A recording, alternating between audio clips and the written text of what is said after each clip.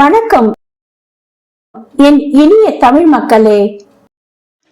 மாயனை மண்ணு வடமதுரை மைந்தனை தூய பெருநீர் யமுனை துறைவனை ஆய குலத்தினில் தோன்றும் அணிவிளக்கை தாயை குலவிளக்கம் செய்த தாமோதரனை தூயோமாய் வந்து நாம் தூமலர் தூவி தொழுது வாயினால் பாடி மனதினால் சிந்திக்க போய பிடியும் புகுத்தருவான் நின்றனமும் தீயினில் தூசாகும் செப்பெல்லோர் எம்பாவாய். வியப்புக்குரிய செயல்களை செய்பவனும் பகவானும் மதுராபுரியில் அவதரித்தவனும் பெருகியோடும் தூய்மையான நீரை கொண்ட யமுனை நதிக்கரையில் விளையாடி மகிழ்ந்தவனும் ஆயர் குலத்தில் பிறந்த அழகிய விளக்கு போன்றவனும் தேவகி தாயாரின் வயிற்றுக்கு பெருமை அளித்தவனும் இவனது சேஷ்டை பொறுக்காத யசோதை தாய் இடுப்பில் கயிற்றை கட்ட அது அழுத்தியதால் ஏற்பட்ட தழும்பை உடையவனுமான எங்கள் கண்ணனை நாங்கள் தூய்மையாக நீராடி மனம் வீசும் மலர்களுடன் காண புறப்படுவோம். அவனை மனதில் இருத்தி அவன் புகழ் பாடினாலே போதும். செய்த பாவ பலன்களும் செய்கின்ற பாவ பலன்களும் தீயினில் புகுந்து தூசு போல் காணாமல் போய்விடும். பிரதஸ்தானம் என்ற ஊரில் வசித்த கூர்மதாசர் பாண்டுரங்கன் மீது பக்தி கொண்டவர். பிறவியிலேயே கால் ஊனமாகி இருந்ததால் ஆமையை போல ஊர்ந்து செல்வார். எனவே இவருக்கு கூர்மதாசர் என்ற பெயர் நிலைத்து பெற்றோரிட்ட பெயர் மறைந்து போனது. எனினும் திருமால் எடுத்த அவதாரங்களிலே ஒன்றுதானே கூர்மம். அதனால் திருமால் பக்தருக்கு இப்படி ஒரு பெயர் அமைத்ததில் குறைச்சல் ஏதும் இல்லை. உடலில் குறை இருந்தாலும் தாசருக்கு உள்ளத்தில் குறையில்லை. மன உறுதி அவருக்கு இயல்பாகவே இருந்தது. பகவானின் திருநாமத்தை ஜெபிப்பதும் பஜனை பாடுவதுமே அன்றாட கடமை. ஹரிக்கதை, அதாவது ஆன்மீக சொற்பொழிவு எங்கு நடந்தாலும் சரி, அதை கேட்க ஓடோடு சென்று விடுவார். ஒரு நாள் தாசர் பங்கேற்ற கதா காலட்சேபத்தில் பண்டரிபுரம் பாண்டுரங்கனின் திருவிளையாடலை பற்றி உபன்யாசகர் பேசினார். இதை கேட்ட தாசர் பரவசம் அடைந்தார். பண்டரிபுரம் சென்று பாண்டுரங்கனை நேரில் தரிசிக்க ஆவல் ஏற்பட்டது. மறுநாளே புறப்பட்டார். ஊர்ந்தே சென்ற தாசர் ஆங்காங்கே சத்திரத்தில் கிடைக்கும் உணவை சாப்பிட்டார். ஒரு நாள் உணவு கிடைக்கவில்லை. கடும் பசியுடன் மயங்கி கீழே விழுந்தார். அவர் விழுந்த இடம் ஒரு ஆஞ்சநேயர் கோயில் முன்பு. பக்தனை காக்க பாண்டுரங்கன் ஒரு வியாபாரியை போல அங்கு வந்தார். பெருமாளின் பார்வை பட்டதும் தாசருக்கு மயக்கம் தெளிந்தது. அப்போது சன்னதியில் இருந்த ஆஞ்சநேயர் சிலை மறைந்து சங்கு சக்கரதாரியாக பாண்டுரங்கனாக காட்சியளித்தார் எம்பெருமான். தாசர் பக்தி பரவசத்துடன் ஹரிநாமத்தை பாடியபடியே வணங்கினார். தாசர் முன் வியாபாரியாக நின்ற பெருமாள், பெரியவரே, என்ன அற்புதமான சாரீரம் உங்களுக்கு! பலே பலே!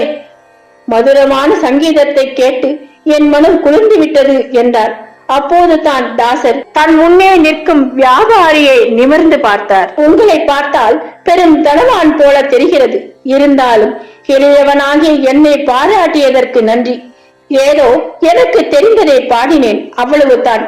எல்லா பெருமையும் இந்த பெருமாளுக்குத்தான் என்றார் தாசர். பிறகு தாசர், நீங்கள் யார் என்பதை எனக்கு சொல்லவில்லையே என்று கேட்டார். வியாபாரியான பெருமாள், என் பெயர் விட்டல்லன், பண்டரிபுரத்தில் ரத்ன வியாபாரம் செய்கின்றேன் என்றவர் கூர்மதாசரை பற்றி விசாரித்தார். சுவாமி, அடியேன் பெயர் கூர்மதாசன். பிரதஸ்தானத்தில் இருந்து பண்டரிபுரத்திற்கு யாத்திரையாக சென்று கொண்டிருக்கிறேன். உங்களை சந்தித்து பேசியதில் இனம் புரியாத சந்தோஷம் உண்டாகிறது. ஏனென்றே தெரியவில்லை என்று கூறினார். அப்படியா? எனக்கும் உங்களை சந்தித்ததில் மிக்க மகிழ்ச்சி. என்னோடு சாப்பிடுங்கள், பிறகு இருவரும் பண்டரிபுரம் புறப்படலாம் என்றார். வியாபாரியான பெருமாள் உணவு முடிந்து பண்டரிபுரம் செல்லும் வழியில் உள்ள வெகுலாபுரத்தை அடைந்தார். அங்கு வியாபாரியாக வந்த பெருமாள் மாயமாய் மறைந்து விட்டார். தாசர் செய்வதறியாமல் திகைத்தார். அப்போது ஒரு பாகவத கோஷ்டி பஜனை செய்து கொண்டே பண்டரிபுரம் சென்று கொண்டிருந்தது.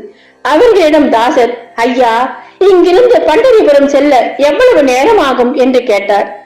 நாங்கள் 2 மணி நேரத்தில் அங்கு சென்று விடுவோம். ஆனால் நீங்கள் வந்து சேர 2 நாட்கள் ஆகுமே என்றனர். இதற்கு தாசர், என்னால் இதற்கு மேல் நடக்க இயலவில்லை. அடியேனுக்காக பாண்டுரங்கனிடம் வேண்டிக் கொள்ளுங்கள் என்று சொல்லி வகுலாபுரம் கோயிலில் தங்கி தியானத்தில் ஆழ்ந்தார். பாகவத கோஷ்டியினர் பண்டரிபுரத்தை அடைந்து பாண்டுரங்கனை தரிசித்து மகிழ்ந்தனர். அப்போது கோயிலில் நாமதேவர், ஞானேஸ்வரர் என்ற மகான்கள் நாம சங்கீர்த்தனம் செய்து கொண்டிருந்தனர். பாகவதர்கள் அவர்களிடம் கூர்மதாசரை பற்றி தெரிவித்தனர். ஞான திருஷ்டியில் அவரது பக்தியை உணர்ந்த நாமதேவர் வகுலாபுரிக்கு புறப்பட்டார். நீலமேக சியாமலனான பாண்டுரங்கனும் ஞானேஸ்வரரும் கிளம்பி செல்லும் வழியில் ஒரு நந்தவனம் அருகே வந்த பொழுது விட்டலன் இதோ வந்து விடுகிறேன் என்று அந்த நந்தவனம் உள்ளே செல்ல அங்கு பக்த சிரோன்மணியான சமந்த மாளிகையை கண்டு ஆசீர்வாதம் செய்தார்.